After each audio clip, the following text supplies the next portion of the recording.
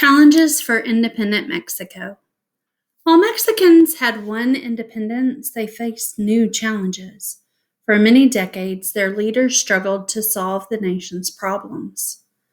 Troubled beginnings. After the United States won independence, its new government struggled.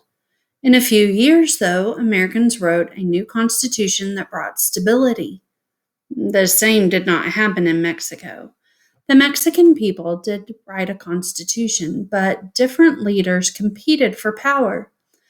For the first few decades of Mexico's existence as a nation, they could not create a stable government. Different individuals made different social contributions to Mexican society during its history. One who tried to do so was Benito Juarez. In the mid-1800s, Juarez became the leader of Mexico. He promised to make many changes that would help the nation's poor. Juarez promised to break up the larger estates that the wealthy held and give some of this land to poor farmers. Juarez's reforms were an important attempt to make a social contribution. However, some Mexicans resented the changes Juarez made because they would lose wealth and power. They sought help from France. The French government sent an army that defeated Juarez. Then France made the Australian Archduke Maximilian the ruler of Mexico. He tried to bring peace to the nation, but Juarez's supporters fought on. After several more years of fighting, Maximilian was overthrown. Back in power, Juarez was unable to make all the reforms he wanted. Texas and the Mexican-American War. As you have read, Mexico controlled much of what is now the western and southwestern United States, including Texas and California, in the early 1800s. It lost this territory in the 1840s and 1850s. First, Texas fought a revolution and became an independent country. Texas was later annexed to the United States. This strained relations between the United States and Mexico. The United States and Mexico went to war in 1846. American armies occupied what is now California and New Mexico and defeated Mexican armies. Another American army invaded Mexico by sea. It eventually captured Mexico City. In 1848, Mexico signed the Treaty of Guadalupe Hidalgo. Mexico recognized that Texas would be a part of the United States and that its border was at the Rio Grande River.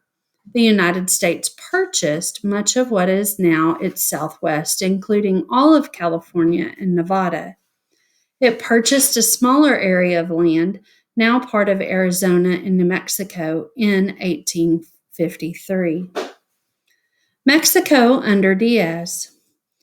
From the 1870s to 1911, Mexico's leader was Porfirio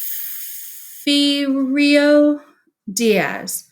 At first, he tried to put in place many of the reforms of Juarez.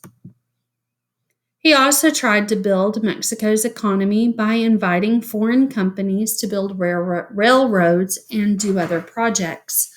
Only a small number of Mexicans benefited, though. The great majority of people still lived in poverty. They worked long hours and had few rights and little food. Mexican Revolution. Unrest spread. Finally, in 1910, the candidate for president that Diaz supported lost the election to an opponent. Diaz had the opponent arrested and declared his man the winner.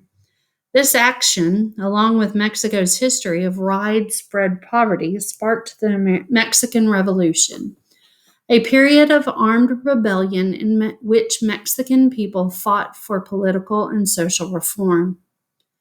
The Constitution of 1917. The fighting eased in 1917 when a new constitution was declared. The new constitution made the government responsible for improving Mexicans' lives. It declared the goal of giving land to poor farmers and more rights to workers. Venustiano Carranza became president of Mexico but did not make many of the constitutional changes he promised. In a few years, leaders joined to overthrow him. In the next few decades, Mexico's leaders made some reforms, but the poor continued to suffer.